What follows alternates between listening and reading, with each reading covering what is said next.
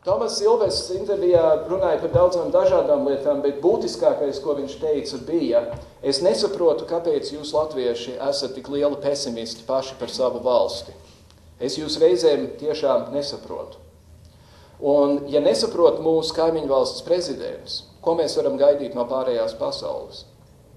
Jo pārējā pasaule, es pieļauju, ļoti labi redz, kas pat labam Latvijā darās, ka ir ievēlēti atkal ievēlēta grupa cilvēku, kuriem īpaši nevar uzticēties.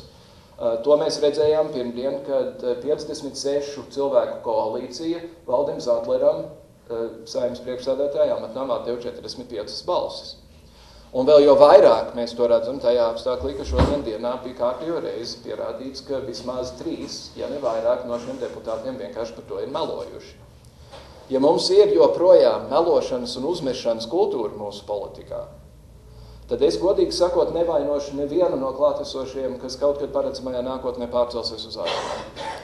Jo pārcelšanās uz ārzemēm nav tikai finanšu jautājums, ka Lielbritānijā var nopelnīt vienā dienā to, ko nevar nopelnīt mēnesī šeit Latvijā.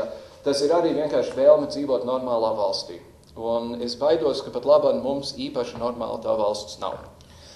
Ja apstiprinās šo koalīciju, tad redzēsim, kā tā ies, cik tā būs saskaņota, kādus cilvēkus tā iecels, vai viņi nodarbosies ar to, kas ir lielā sērga mūsu valstī, savējo sabāšanu visos iespējamos amatos, vai, ja viņi sevi sauc par tiesiskuma un reformu koalīciju, viņi tiešām būs tiesiski un tiešām veiks reformas. To pateiks laiks. Pirmais pārbaudījums būs, vai šī Saeima apstiprinās to koalīciju, kas ir izvirzīta. Ja valsts prezidents šodien izvirzīja Dombrovski kā premjerministra kandidātu, iespējams, ka balsojums par jauno valdību būs jau rīt. Ja neizdosies, tad būs jāsāk viss no jauna.